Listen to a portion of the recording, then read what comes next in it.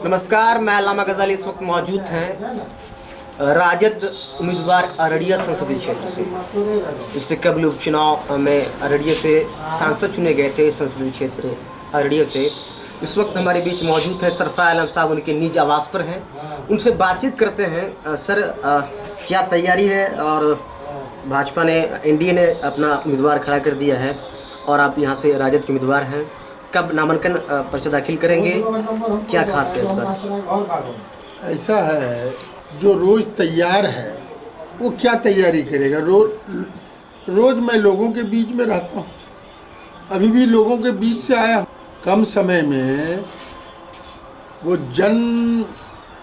जनता का द्वार जाने का काम सांसद ने किया, मैंने, और आज तक चल रहा हूँ, रोज़ चल रहा हूँ। और यहाँ के विकास के लिए, अररिया के विकास के लिए हिंदुस्तान के नीति आयोग से अत्यंत पिछड़ा जिला घोषित कराने का काम किया। महानंदा बेसिन जो बाढ़ आकर के तबाह करता था, उसका भी पैसा आ गया और टेंडर हो गया। और सर्वे, हमको पूर्णिया में ऑफिस लेके सर्वे का भी काम शुभारंभ कर दिया। और यहाँ का डीपीआर 1000 किलोमीटर का बना करके भेजने का काम किए। कुछ टेंडर हुआ, कुछ आचार संहिता में फंसा। यहाँ 350 से 400 पुल बनने हैं। करीब हमको लगता है 100 पुलों का टेंडर हुआ, कुछ फंसे हुए, कुछ बाकी है। यहाँ की बिजली की हालत खराब थी, तो मैं बैठ करके पटने में सुधार करने का काम किया। पहले यहाँ 2 सब डिवीजन बिजली का होया करता था, अररिया और फारबिसगंज, और कोशिश कर नरपतगंज को सब डिवीजन, रानीगंज को सब डिवीजन, जोकी को सब डिवीजन बनाया, और कई सब स्टेशन। असल जब हम बात करेंगे बिजली की, तो आए दिन ये खबरें आती रहती है कि अमूमन जोकी हाट क्षेत्र में देखने को मिलता है, अररिया नगर परिषद क्षेत्र में देखने को मिलता है, जो बिजली उपभोक्ता है उसका जो राशि है बढ़ा कर दिया जाता है। लगातार इस तरह मैं आपका उस पर समर्थन करता हूँ। जो सरकार की जो फ्रेंचाइजी हो, अदर हो, इतना कम स्टाफ, कम उसको टेक्निकल हैंड है, कम देखने वाला, और मीटर तो देखता ही नहीं, कंप्लेन भी कम सुनता है, toll free number, phone number, average bill भेज देता है। ये गड़बड़ी है, जनरल गड़बड़ी। आज तक लोगों को मीटर तक नहीं मिला। ये इसका मैं समझ, इसके लिए कौन दोषी है सर? देखिए, ऐसा है, मॉनिटरिंग करता है स्टेट। भारत सरकार का भी जो स्कीम होते हैं, अभी रेलवे का, बिहार सरकार की धीमी गति की वजह से आपका रेलवे का काम धीमी गति हो गया। आज जलालगढ़ किशनगंज हो, वो रेल लाइन आपको सुपौल 8 साल हो गए, फारबिसगंज हो, सुपौल अररिया हो, ये सब जो भारत सरकार का काम का पैसा इनके पदाधिकारी को, बिहार सरकार को देना था, वो सब में। और एक बात और, जो मरहूम ने जो उसका रीजन और विजन था, लगातार उस पर मैंने वो हाउस से लेकर के हाउस के बाहर तक प्रयास किया। कुछ में सफलता मिली है, कुछ में नहीं मिला है। अब बताइए, देश में हमको लगता है कि अररिया कोर्ट सिंगल है ही नहीं। उस पर भी कई बार लिखा पढ़ी किया, मंत्री से मिला, तो जांच में भेज दिया, जांच में गुवाहाटी। कई बार उस पर चढ़ाई किया, हाउस में उठाने का काम किया।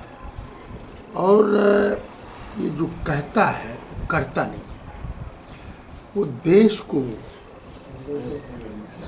अभी तेजस्वी जी ने संविधान बचाने का पूरे बिहार में घूम करके लोगों को आह्वान किया है, और ये सब कागजी है।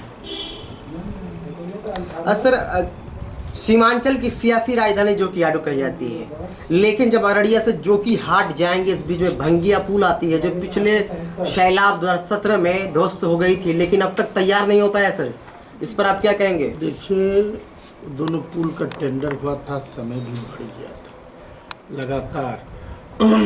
और आप देखा होगा, बाढ़ आई थी, मैं रोड पर था, गांव में था जी, जोकी हाट से विधायक हुआ करते उस वक्त आप? विभिन्न जगह था जी।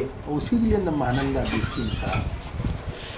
क्या लगता है सर, इस बार अगर यदि चुनाव जीत जाएंगे आप तो महानंदा बेसिन प्रोजेक्ट के जो अभी आप राशि मिली है, स्वीकृति मिल गई है, वो काम पूरा हो जाएगा? तेज करूंगा। अब जैसे ठेकेदारी जो करता है तो यहाँ के जो पदाधिकारी हैं, यहाँ के जो मॉनिटरिंग करते हैं, अब कुछ बात होगा, कुछ लोग आते हैं अपना पीठ थपथपाने के लिए, सरकार का पैसा घूम जाता है, अल्पसंख्यक का पैसा घूम जाता है। अरे भाई ये तुम सरकार हो, तुम ना उसको करोगे, किसकी जिम्मेदारी है?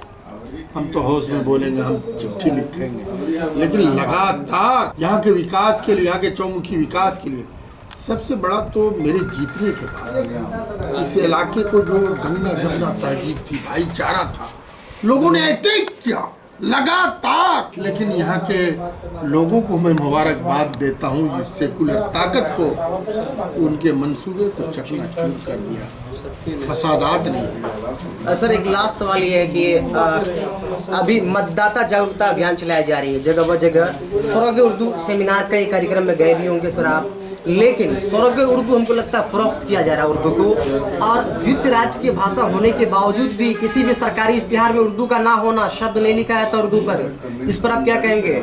इसके लिए कौन दोषी है सर? सरकार दोषी है। इसके लिए क्या पहल करेंगे? किसी भी दफ्तर में उर्दू अनुवादक नहीं है, इसको कम ही लोग होते हैं, उठा के फेंक दिया जाता है सर। लोगों का कहना है, ये आरोप है लोगों का। हमारी सरकार बनेगी, ये सब कमियों को दूर किया जाए। अब देखिए, इस बार जो सरकार में गए थे, मैं नौकरी दूंगा, 15 लाख रुपए दूंगा, कहाँ गए? आज मैं अररिया की बात, मकान बने हुए 400 डॉक्टर चाहिए, 40, ये कौन देखे? अंचल है, ब्लॉक है, 50 स्टाफ चाहिए, 2 स्टाफ, ऑनलाइन ये को करने से ऑनलाइन के माने भी नहीं पूछता, कुछ होता है नहीं, खुले आम भ्रष्टाचार। तो आप चुनाव अपनी जीत को लेकर कितना आश्वस्त हैं? देखिए, पिछली बार भी मैं आश्वस्त, अब मैंने पिछली बार भी लोगों ने, आप लोग चैनल वाला के इतना हमके, मुझे यहाँ की जनता पर विश्वास है, यकीन है, मेरा ही रिजल्ट निकलने के बाद देखे न दंगाई माहौल, लेकिन यहाँ के जनता इतने समझदार है और गंगा जमुना तहजीब इतनी मजबूत है कि चंद लोग फेल। आज भी मैं खुलेआम रोज बोलता हूँ। मैंने जो 8 महीने 9 महीने, जब तो मैं चूंकि 8 का एमएलए हो, 5 विधानसभा के लोगों ने मेरे नाम पर, मुझ पर भरोसा उस समय वोट दिया। अब तो मैं समझता हूँ कि करीब लोग जानने लगे हैं सरफराज कैसा है, भरोसेमंद है कि बेभरोसेमंद। मैं अपने ईश्वर और अल्लाह से डर के बोलता हूँ, और इस वक्त अल्लाह से डर के बोलता हूँ। और जनता चाहेगी तो मैं चाहूँगा, जनता नहीं चाहेगी नहीं, लेकिन मुझे जनता पर यकीन और विश्वास। और इस तरह से निवर्तमान सांसद सरफराज आलम जी कह रहे हैं कि बिल्कुल जनता पर आस्था है, विश्वास है, जनता चाहेगी तो सदन जाएंगे। और सबसे बड़ा मुद्दा महानंदा बेसिन परियोजना, जिसको धरातल पर लाकर ही कहा, जनता पर विश्वास है और जनता कम समय में 71 साल बनाम 9 महीना लिखने का काम किया हूँ, प्रयास किया हूँ। बरगाची और सिकटी रोड, सिकटी का रीढ़ था, रक्षा मंत्री ने शिलान्यास किया, लेकिन नहीं बना। लेकिन 71 साल के बाद मैंने शिलान्यास किया, सरकार ने किया, और वो PWD सड़क शुरू हो गई। उतना ही नहीं, जब मैं जोकी का एमएलए था, मणिकांत आजाद डीएम होया करता था। आप बोर्ड आज भी देखोगे, जब उसकी हालत खराब थी, उस समय भी हम लोग रिपेयर कराया था यहीं पे, जोकी का एमएलए होते हुए। आज जब मैं यहाँ का सांसद बना, कई रोड कराया, काम के 1000 किलोमीटर, और जनता को हम पर विश्वास है और मैं जनता के लिए खड़ा हूँ, खड़ा रहूँगा और उनके विश्वास पर खड़ा उतरा हूँ, खड़ा उतरा। नामांकन पर्चा दाखिल कब करेंगे सर? कौन बाहर से कौन लोग नेता हैं आपके पार्टी के? अभी मैं 29 तारीख को जुमा के बाद पर्चा दाखिल करूँगा और तमाम जिला वासियों के तमाम लोगों से आग्रह निवेदन है, कई जगह में आज आशीर्वाद और दुआ भी लेने के लिए फाजिल के इलाके में और तमाम नेता से, कार्यकर्ता से और समाज के बुद्धिजीवियों से, तमाम हर फिरके के लोगों से मेरा आग्रह निवेदन है कि वो स्टेडियम में आवे और हमारे प्रतिपक्ष विभिन्न बात नहीं भी आवे। और इस तरह से एक खुलासा हो चुका 29 को, आगामी 29 को सरफराज साहब राजद से नामांकन पर्चा दाखिल करेंगे। नेता प्रतिपक्ष तेजस्वी यादव शामिल होंगे। सुभाष स्टेडियम में कार्यक्रम। आपके शहर में पहली बार Mansa engineering and technical tiles लेकर आया है Prakash toilet, Prakash boundary, interlocking tiles, चिकाल tiles, floor tiles, fabricated steel door एवं विंडो। बदलते जमाने को देखते हुए आधुनिक मैन्युफैक्चरिंग मशीन जिससे हम तैयार कर रहे हैं विभिन्न प्रकार की टाइल्स। आप अपनी फैक्ट्री, घर, आंगन, बरामदा को देना चाहते हैं नया लुक या बना रहे हैं अपने सपनों का घर, तो एक बार जरूर आए। हमारा पता है Mansa engineering and technical tiles, Rampur Bodalkati, Araria 0 mile से सिर्फ 3 किलोमीटर की दूरी पर NH 57 से पूरब।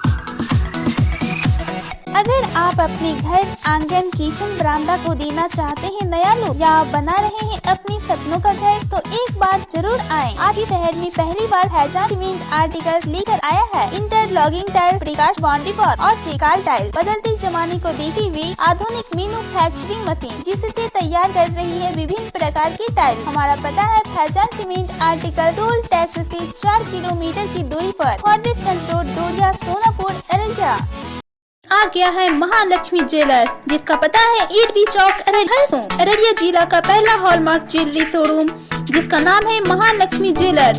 प्रिय ग्राहक, आपका प्यार और आशीर्वाद से महालक्ष्मी ज्वेलर्स निरंतर प्रगति की ओर अग्रसर है। जी हाँ दोस्तों, अब आपको दूसरे शहरों में जाकर जेवर खरीदने की आवश्यकता नहीं है, क्योंकि हमारी सोच है कि हम अपने शहर को बनाएं बेहतर। इसलिए हम लाए हैं भारत की सर्वोत्तम brand world class diamond jewellery की मान्यता प्राप्त एकमात्र विक्रेता महालक्ष्मी ज्वेलर्स। अपने मनपसंद डिजाइन एवं ऑनलाइन प्राइस देखें और प्राप्त करें हमारे शोरूम से ऑनलाइन प्राइस पर, क्योंकि हम लाए हैं ब्लू स्टोन डायमंड ज्वेलरी की मान्यता प्राप्त एकमात्र विक्रेता महालक्ष्मी ज्वेलर्स।